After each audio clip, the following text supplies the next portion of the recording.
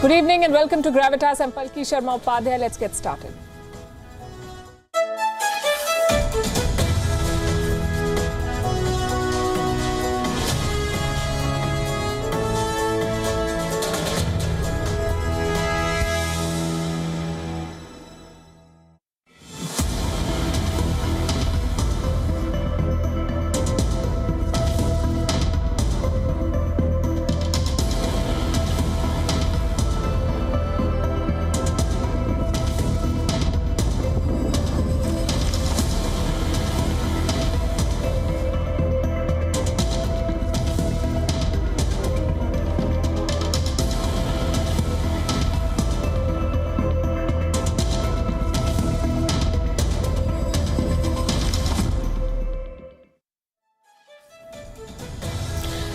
Here's a story that we've been covering for almost 5 years now. For 5 years, we've been reporting on China's genocide. When the first versions came out, the world was skeptical. How could this be happening in the 21st century? But it was. And the world was turning a blind eye to it. China had put more than 1 million people in jail. It was harvesting organs, persecuting people, dividing families, carrying out state-sanctioned rape. It was all happening in Xinjiang. Now there are leaked documents to prove it was all ordered by the top leadership. These are the Xinjiang papers, top secret files of the Communist Party of China that have leaked. They contain speeches of the president, the directions that Xi Jinping gave to show no mercy to Uyghurs. These papers show how China's top leadership referred to 12 million Uyghurs in the country as enemies. On Gravitas tonight, we will tell you what the Xinjiang papers say. We've accessed the documents. They tell the horror story of China's genocide. Also on the show tonight, scientists are creating reproductive robots. The research is funded by the US military. As if one deadly virus was not enough, at what point does science become dangerous? We'll discuss that. As for the virus from Wuhan, it is still mutating. Omicron is being called the deadliest variant so far, and the West will have to take the blame for this one. We'll tell you why. In Australia, there's no end to sex scandals in the parliament. A new report says 1 in 3 parliament staff have been sexually harassed. And if you think that's bad, wait till you hear what their prime minister has said. And in Turkey, extreme weather leads to apocalyptic scenes. We'll bring you a report. We begin as always with Gravitas Global Headlines. The United States warns of serious consequences in case of any renewed Russian aggression. Any escalatory actions by Russia would be of great concern to the United States. The warning comes while U.S. Secretary of State Antony Blinken is in Latvia to discuss Moscow's buildup of troops on the border with Ukraine. In a sign of economic recovery, India has continued to expand for the 4th consecutive quarter in the July-September period. The GDP has registered a growth of 8.4% on a year-on-year basis in the second quarter, aided by the reopening of the economy after the second wave of the pandemic. Barbados has officially removed Queen Elizabeth II as its head of state, becoming the world's newest republic. Dame Sandra Mason was sworn in as president, while the Prince of Wales, along with pop singer Rihanna, attended the ceremony. The event coincided with the nation's 55th anniversary of independence. The European official chairing the talks over reviving Iran's nuclear deal sounded an upbeat note after the first meeting concluded. I feel positive that we can be doing important things for the next weeks to come. World powers held their first talks in 5 months on Monday to try and save the 2015 nuclear deal. In what could be bad news for oil consumers globally, JP Morgan predicts that crude oil prices will jump to $125 a barrel next year and $150 a barrel in 2023. The World Bank is finalizing a proposal to deliver up to $500 million from a frozen Afghanistan aid fund to humanitarian agencies. This as the Afghans battle a crippling economic crisis, a winter of food shortages and growing poverty 3 months after the Taliban seized Kabul. A court in Myanmar has deferred the first verdicts on the trial of ousted leader Aung San Suu Kyi on December 6th. Suu Kyi has been held on trial on charges of incitement and violations of COVID protocols since June, with court hearings behind closed doors. And vaccine has been declared as the word of the year by the American Dictionary of Reference, Merriam-Webster. From vaccines to boosters to vaccines for children. The choice reflects both the hope and inequality sparked globally due to the pandemic as nations rushed to inoculate their citizens against a deadly virus. 15-time major winner Tiger Woods has conceded that his days as a full-time golfer are over. In his first comments since suffering serious injuries in a car crash in February, Woods revealed that he seriously feared losing a leg while recovering in hospital. The 45-year-old said he has a long way to go before playing competitive golf again and has accepted that he might never win another major trophy in his career. Lionel Messi has won the prestigious Men's Ballon d'Or award for the record-extending 7th time. The Argentine edged out Bayern Munich and Poland striker Robert Lewandowski on the back of his Player of the Tournament exploits at the Copa America, where he helped Argentina win the title. Alexia Putellas, the captain of Barcelona's treble-winning team, became the first Spanish recipient of the women's prize. Human rights abuses, crimes against humanity, the murder of a culture, the largest incarceration of a minority since the Holocaust, China's assault on Uyghurs has been called a lot of things. But here's the best way to describe what's happening in Beijing, in Xinjiang. China is committing a genocide. In the last 7 years, more than 1 million Uyghurs have suffered. We have heard their horror stories, we have seen China's concentration camps, and yet the world has failed to stop the genocide in Xinjiang. World powers and global institutions hesitate to punish Chinese leaders. And those who try are branded as enemies of the state. Tonight, we have irrefutable proof of the crimes committed by the Communist Party of China. The top Chinese leadership ordered this genocide. For the first time, we have access to top secret papers, leaked documents that establish how Xi Jinping himself ordered this genocide on Uyghurs. On Gravitas tonight, we'll tell you about the Xinjiang papers. First, let's tell you why this leak is significant. The Xinjiang papers are a definitive, behind-the-scenes account. How the genocide began, what were the closed-door conversations, and what did Xi Jinping tell his officials to do? The papers establish what the world has long known. The orders came from the Chinese president. No surprises there. Everything in China flows from the top.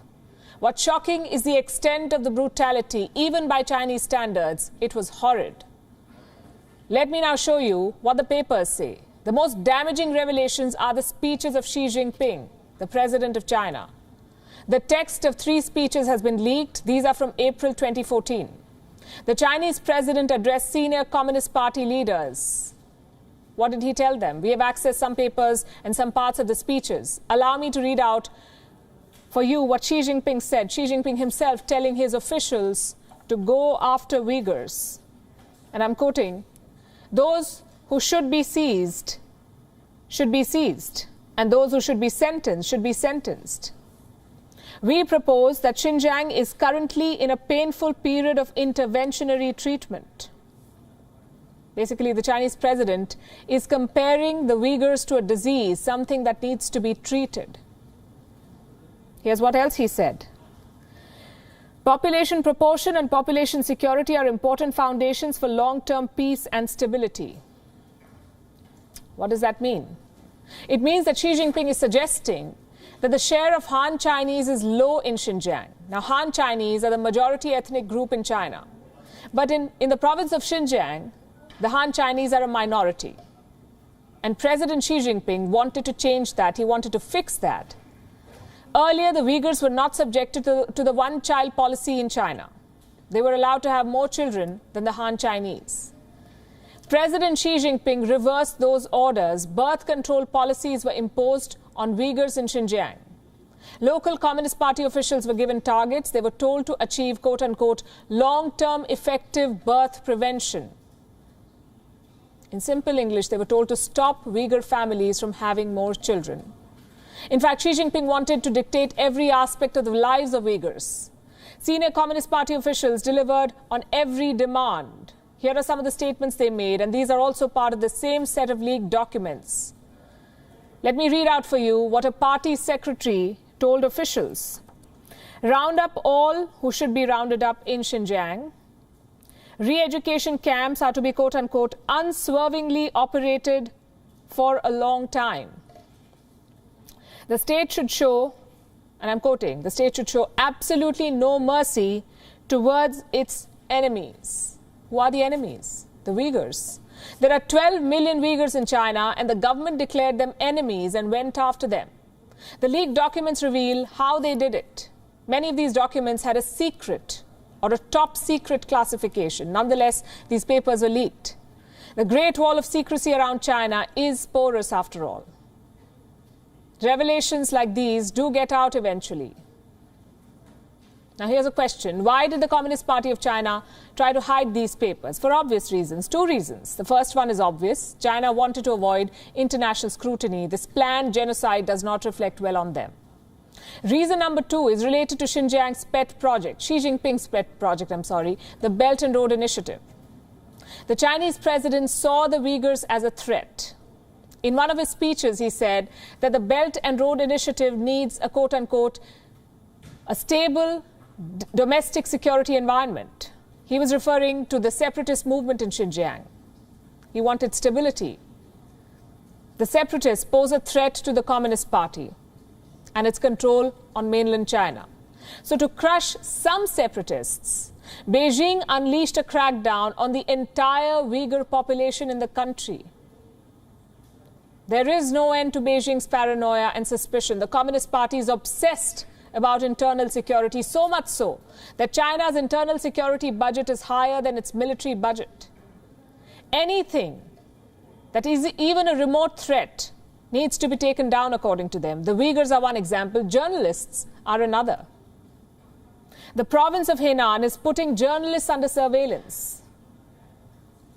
The authorities plan to deploy face scanning technology. Journalists will be constantly tracked through this. Once they're identified, they will be sorted into 3 different categories. This is what China is doing. Listen to this. 3 different categories of journalists: green, amber, and red. Officials in Henan call this the traffic light system to track journalists. Green, amber, red. What does it mean? If a journalist is tagged as green, it means they're not a threat. Amber means a potential threat, someone who needs to be watched. And the color red is obvious. Journalists in the red category would be, quote-unquote, dealt with accordingly. That's what documents from the Henan province say. So we have 2 provinces in China and 1 story. China's paranoid dictator and his quest for absolute control. Genocide in one state, surveillance in another. The Communist Party has been in control of China for 72 years now. And in all these years, the party has flip-flopped on many policy positions. But it has been consistent about one thing: its ruthless pursuit to maintain power and keep control of the Chinese state. The crackdown on Uyghurs and journalists are manifestations of the same paranoia. Those who continue to ignore this and still remain in business with Beijing are accomplices to China's crimes. They're all guilty of backing a genocidal regime. Now, this afternoon, as we sat down to prepare our story list for the show, 2 unusual headlines caught our attention, 2 very interesting yet frightening stories. The first one was about self-replicating robots. Robots that can reproduce, create copies of themselves, make babies like humans do. Robots. The second story was about a tech firm which is offering money to people to have their faces imprinted on robots to create what they call robots with human faces. Now, I don't want to jump to conclusions or question the intention of the scientists involved, but it's hard to not ask this question. Have these people never read science fiction? They're creating robots that can multiply and machines that will look like us. What could possibly go wrong? Well, that's the question we'll try to answer tonight, because they've not been able to answer it themselves, as we decode the many dangers involved with such experiments and understand the many adverse consequences they can lead to. We'll begin with the reproductive robots. They're being nurtured in the United States. Scientists have created robots that can produce an offspring. They're calling them xenobots.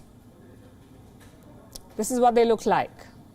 These tiny organisms that you see, these spherical clumps, they're xenobots. And they're not made of metal or plastic. They've been created from biological tissues, which essentially makes them living robots. Robots that can move on their own, heal on their own, and now, of course, reproduce on their own. How exactly were they created? By assembling stem cells from embryos into synthetic life forms. Allow me to explain. I know it sounds complicated.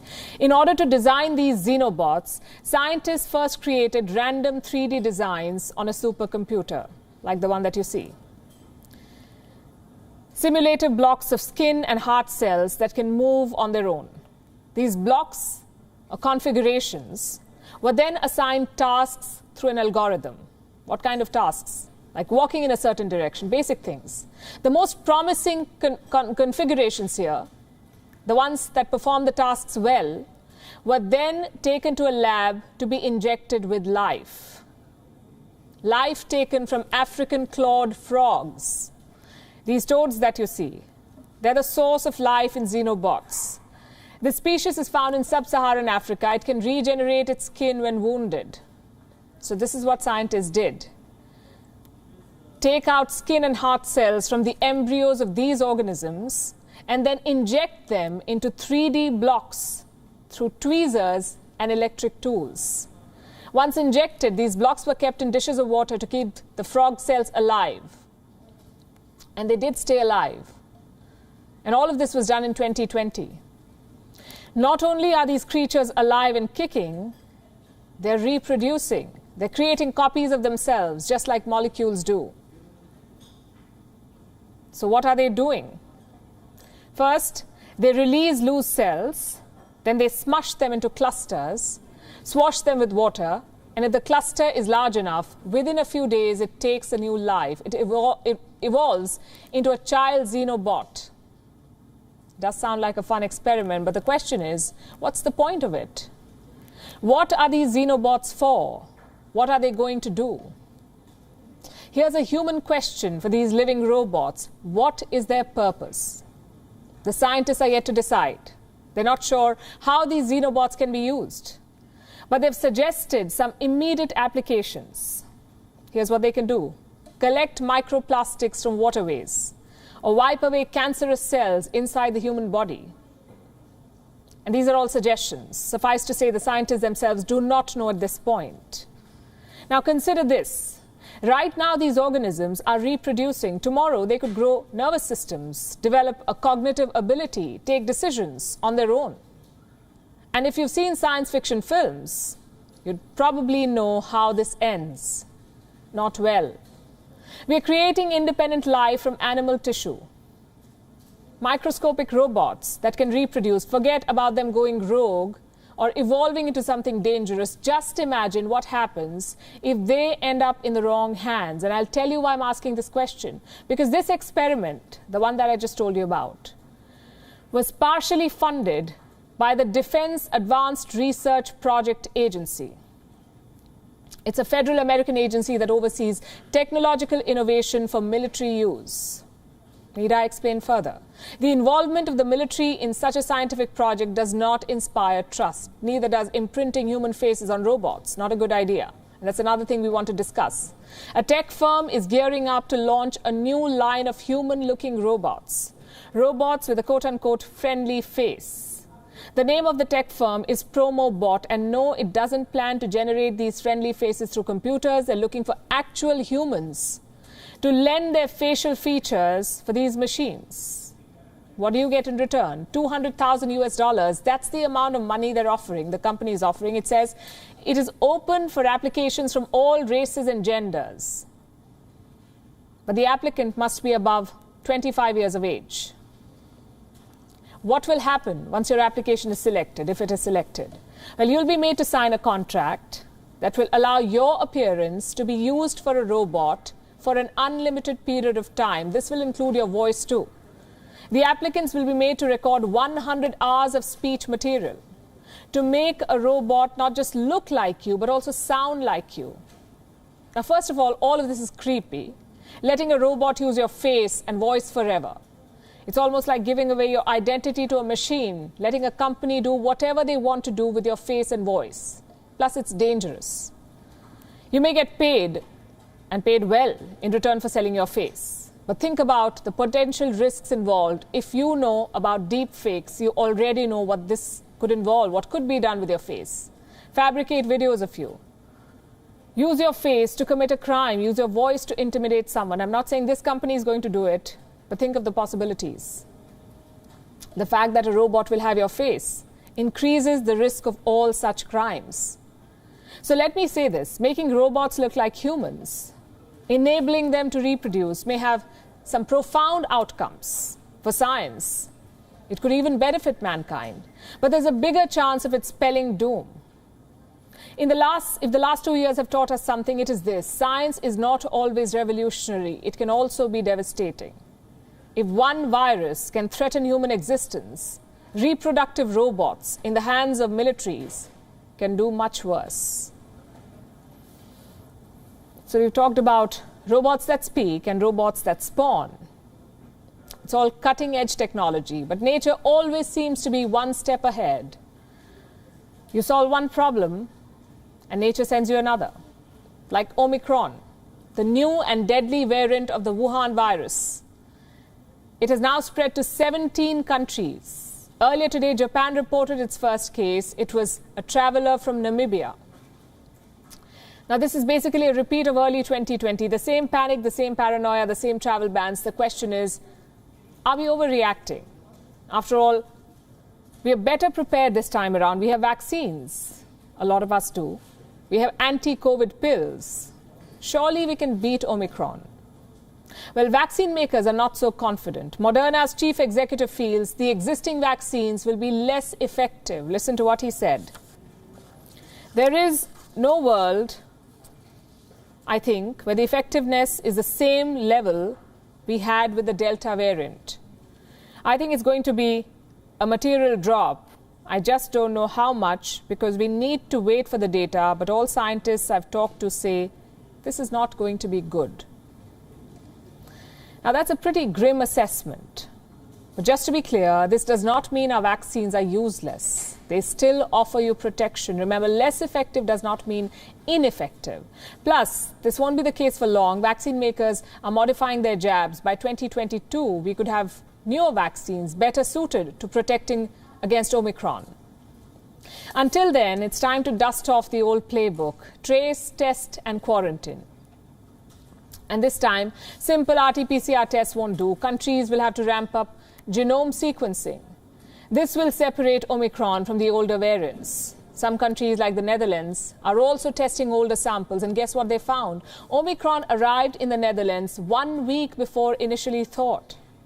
Samples collected on the 19th and 23rd of November also had Omicron. Do you know when South Africa first reported it?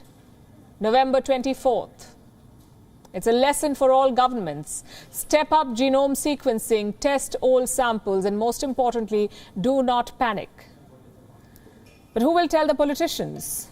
They're still stuck in 2020. The same flight bans, the same travel restrictions. Take the US, for instance. President Joe Biden addressed the nation on Monday.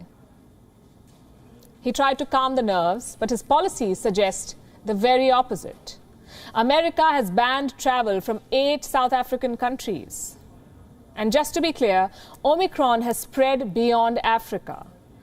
There are 42 confirmed cases in the European Union, but no travel bans for them. Only for Africa, none for Europe. And it's not just the US that's doing this. Britain, Spain, Russia, Saudi Arabia, they've all done the exact same things. Travel bans in Africa, nothing against Europe. And this attitude is what got us here in the first place. Inequity and discrimination. It's proving to be deadly. You see, mutations are inversely proportional to vaccination. More vaccines equals less infections equals less mutations. It's very simple. Let me show you the numbers. The global vaccination rate is 42%, which means 42% of world population is double vaccinated. What about Africa? Just 7%. Only 7% of Africa's population is fully vaccinated. So this variant was a disaster waiting to happen. The developed world hoarded vaccines. They approved boosters instead of donating jabs. And now they're punishing Africa for detecting a new variant. What about India? How is India responding to Omicron? So far, no cases have been reported in India, plus the borders are still open. India has not banned travelers from southern Africa. Instead, India is sending medical aid. All COVAX orders have been cleared by the government of India. Made in India jabs are heading to Malawi, Ethiopia, Zambia, Mozambique, Guinea and Botswana. Medicines, PPE kits and ventilators will be provided as required. And this is the only way you can tackle a global pandemic, with a global strategy. You cannot beat a disease by leaving an entire continent unvaccinated. Unfortunately, that's exactly what happened. And it could happen again. Pfizer, Moderna and AstraZeneca are working on Omicron-specific jabs. Who do you think will get these new shots? Not South Africans, not Zimbabweans. These new jabs will also be hoarded by the developed world. And at this rate, we will be stuck in this loop. Richer countries will get boosters, double boosters and new vaccines. Meanwhile, the virus will keep mutating in Africa. This is becoming a forever pandemic thanks to vaccine inequity. Now, let's rewind a little. March 2020, the Wuhan virus had just reached India. The cases began to rise. The government imposed a swift lockdown. The restrictions lasted for several months. Millions of Indians stayed at home under lockdown. Some even chose to not step out until 2021 just to be safe. Now, during this period, a survey was conducted in India, a study on the many health conditions that Indians suffer from. And the findings of the survey have just been released. They show that between 2020 and 2021, Indians have become more prone to obesity, hypertension and diabetes. And the study links these conditions to lockdowns and restrictions, which apparently made these conditions worse. Why is this a big deal? Our next report tells you. With more than 200 million cases and 5 million deaths, the Wuhan virus pandemic continues unabated. It's expected to cast a long shadow, not just in terms of loss of life or economic downturn, but also in the form of long-lasting health concerns, like diabetes, obesity and hypertension. A new study indicates that Indians have become more prone to all three in the wake of the pandemic. They've become more obese, more hypertensive, and are at a greater risk of diabetes. This study was part of a national health survey carried out by the Ministry of Health and Family Welfare. The last such survey was conducted in 2015 and 16. This one was conducted between January 2020 and April 2021. It involved more than 636,000 households, more than 724,000 women and more than 100,000 men. Once the survey concluded, data from the previous survey was compared with the new data. The comparison revealed that in the last 5 years there has been a marked increase in the proportion of adults suffering from obesity, high blood sugar levels and hypertension. Nearly a fourth of the men and women surveyed were found to be obese. A fifth of the women and a quarter of the men were suffering from high blood pressure. 15% men and 13% women were found to have high blood sugar levels. 57% of the women and 48% of the men were found to have a high waist-to-hip ratio. These symptoms were more prevalent among urban dwellers. 1/3 of urban men and women were found to be obese. 18% of men and 16% of women have high blood sugar levels, and 1/4 of urban men and women have elevated blood pressure. The data also revealed that when compared to men, Indian women scored poorly on health indicators. They were found to be more anemic and overweight. Is this due to the pandemic? The survey doesn't rule out the possibility. It says that the health parameters also capture the impact of lockdowns and restrictions on the average Indian. But it does not mention if these health conditions were amplified due to the virus. It's a concern that we must bear in mind. This virus has proven to severely impact people who are overweight or suffer from diabetes. Now that it has mutated into a new variant of concern, there are chances that people could even get reinfected. It's yet to reach India, but the findings of this survey must serve as a wake-up call for all Indians. Bureau Report, WION, World is One. Now take a moment and think about all the scandals that may have rocked your country's parliament in the recent past. What were they about? Corruption, secret deals, horse trading, or a government decision gone wrong? In Australia, parliamentary scandals are almost always about sex. Allow me to recap the year for you. On the 13th of February, a parliament staffer named Brittany Higgins said that she was raped in 2019. The same month, Australia's Attorney General, Christian Porter, was accused of raping a girl. This was when he was 17.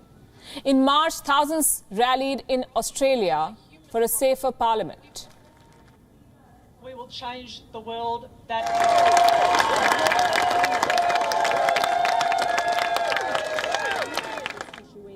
Now we've heard from Soon, more harrowing tales tumbled out. On the 15th of March, local media revealed discussions on sexual assault and harassment as faced by employees of the Labour Party. 6 days later came the mother of all scandals. Photos and videos showed a parliament staffer masturbating in the House. Soon insiders started talking to the press. One whistleblower said male staffers often share sexual photos and videos taken inside the parliament. The same source said that the parliament's prayer room is routinely used for sex. What's more, sex workers frequent the Australian parliament. Cut to the present day, the Australian Human Rights Commission has dropped a bombshell report. It says 1 in 3 parliament staffers are sexually harassed. 1 in 3. The report goes on to say 40% of women in Australia's parliament were sexually harassed. 42% of them were bullied. 24% experienced both bullying and sexual harassment. At least 63% of female parliamentarians have experienced sexual harassment. We are talking about legislators here, not staffers, not interns, women who make laws. According to the Australian Human Rights Commission, 63% of female MPs in Australia have been sexually harassed. What kind of a country is this? Clearly, there is more to Australia than the picturesque landscape you see. Women in Australia are not safe even in their parliament. And guess what? The Prime Minister of the country is absolutely fine with it. Do you know how Scott Morrison reacted, what he said when he learned that 1 in 3 staffers have been sexually harassed under his watch? I wish I found it more surprising. That was his reaction. I will repeat. I wish I found it more surprising. I'm surprised how these leaders can be so numb to women's safety.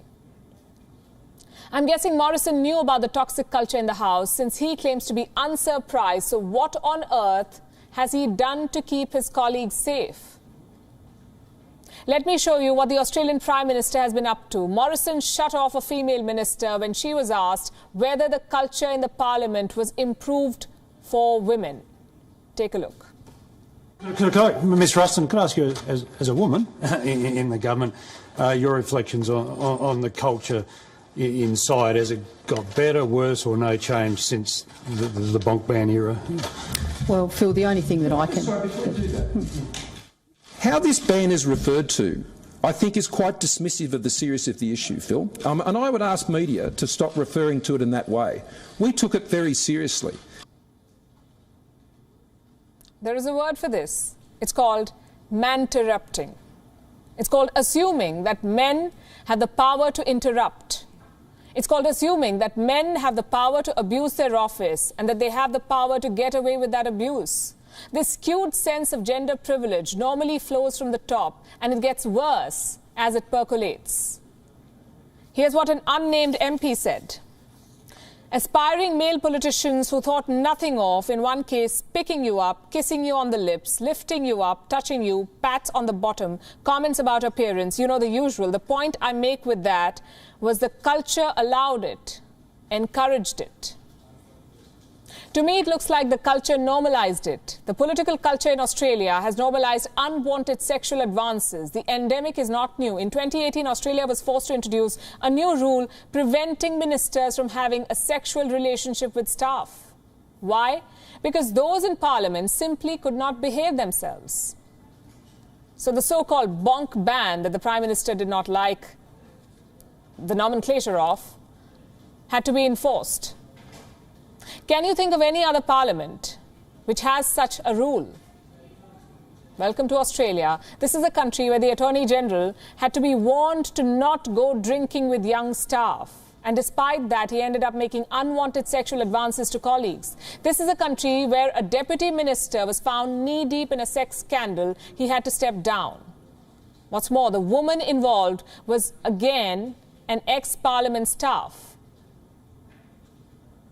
This is a country where a young parliamentarian was slut-shamed in the Senate, where young workers like Brittany Higgins were raped in the Parliament, and where the Prime Minister is not surprised that 1 in 3 women are being sexually harassed under his watch. It's because casual sexism, sexist slurs and sexual innuendo seem to have been normalized. In 2010, when Julia Gillard became the country's first female Prime Minister, her critics took potshots at her gender, branded her as a menopausal monster. This system does not know how to treat its women. It is guilty of encouraging mistreatment, encouraging victim shaming. When Brittany Higgins said that she was raped in the office of the Defence Minister Linda Reynolds, the female Defence Minister did not stand up for Higgins. Instead, she chose to call her a lying cow. What kind of message, what kind of example are Australia's leaders setting for the country? Today, 33% of female workers are harassed in workplaces across Australia. The latest report has sent a clear message to the leadership. It comes in bold in the form of the title. The message reads, "Set the standard." And we're not done with Australia for the day. Next year's Australian Open tennis tournament could miss a big name, world number 1 Novak Djokovic. Rumour is he won't be playing in Melbourne, and he's not injured. He's not taking time off the court. He just doesn't want a vaccine. You see, the Australian Open has enforced a strict vaccine mandate. No vaccine, don't bother coming. This rule applies to everyone, the ball boys, the ball girls, the visitors, and naturally the players. Now, Novak Djokovic has a history of vaccine skepticism. So the obvious question was, will he skip the Australian Open? Here's what his father says, and I'm quoting. As far as vaccines and non-vaccines are concerned, it is the personal right of each of us whether we will be vaccinated or not. No one has the right to enter into our intimacy. Under these blackmails and conditions, Djokovic probably won't play. That was the father. Does the son feel the same way? Here's what he said back in April 2020.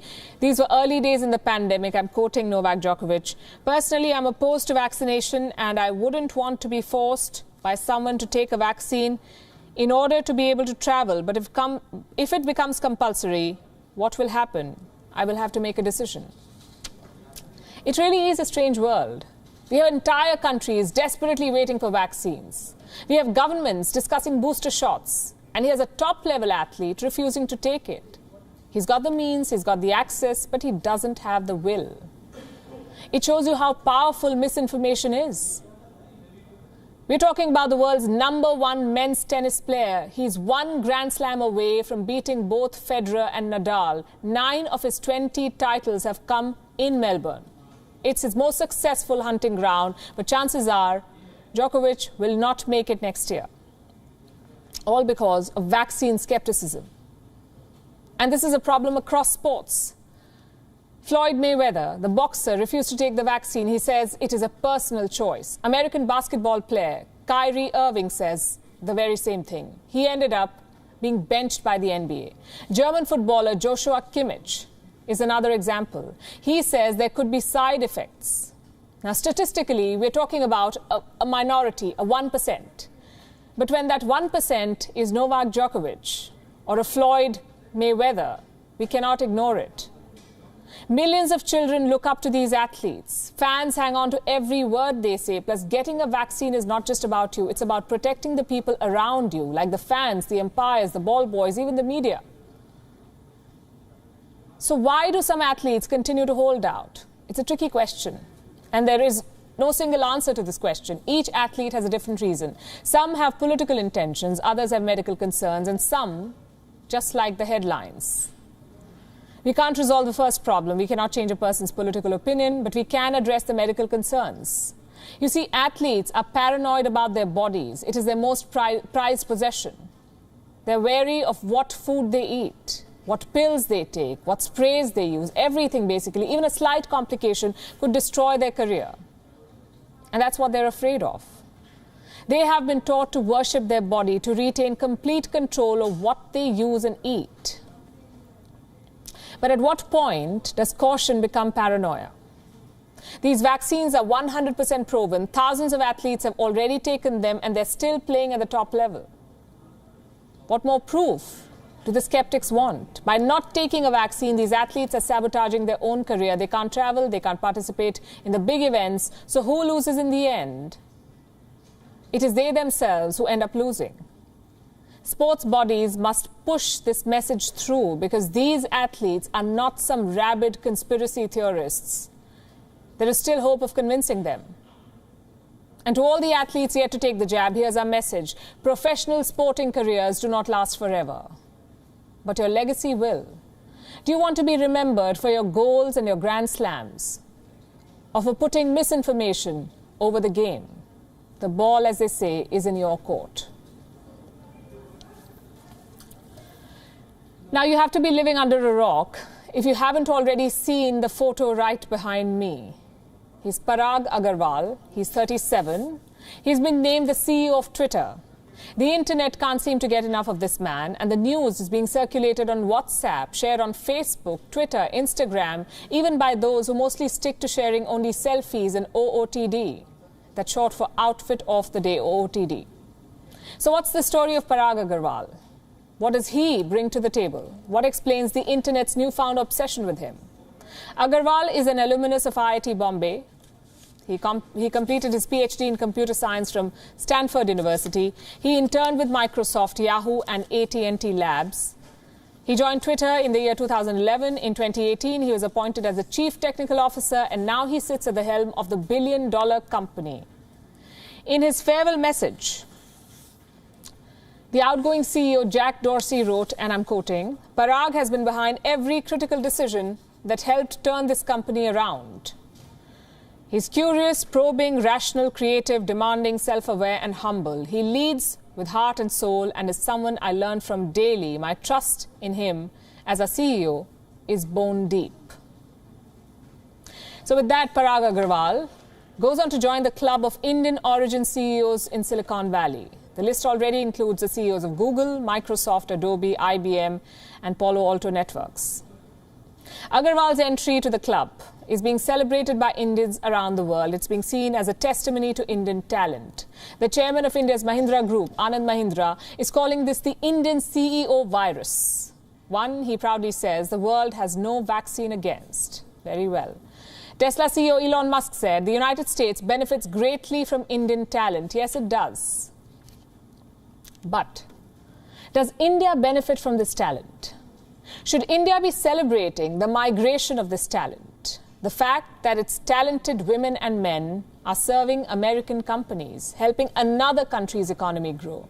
The fact that some of India's top talent are choosing to take up jobs abroad instead of staying back. Should India be celebrating the fact that 600,000 Indians gave up their passports in the last 5 years? 600,000. There's no doubt that Indians make great leaders. The Southern New Hampshire University has also found out the secret recipe. One of its studies says Indian managers have a quote-unquote paradoxical blend of genuine personal humility and intense professional will. Very interesting observation. Can this skill be honed at home?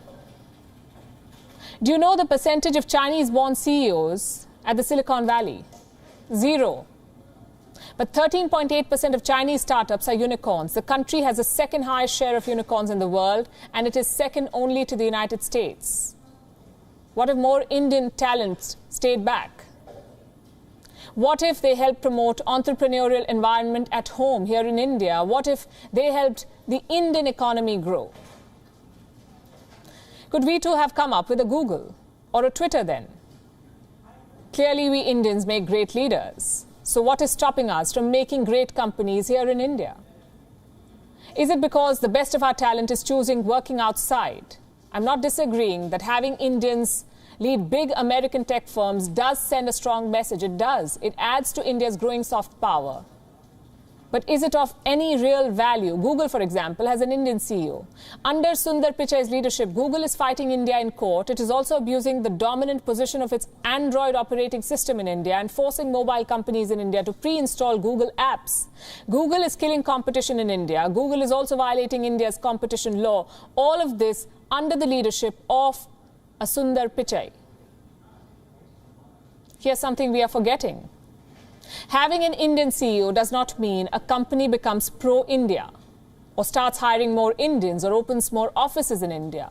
These are American firms. They run on American values. They put profit first. And those leading these firms cannot afford to carry any sense of bias into their office, to be fair to them. Difference to any employee in India makes no difference, or a fresher looking for a job in India, or help the company improve its conduct in India. Many of you may point out that when India was devastated by the second wave of the Wuhan virus, Sundar Pichai and Satya Nadella offered to help India. Yes, they did. But so did companies that were not led by Indian CEOs. My point is very simple. Having an Indian CEO head an American firm is great, but it does not make much of a difference for India. Parag Agarwal is taking charge of Twitter at a very crucial time.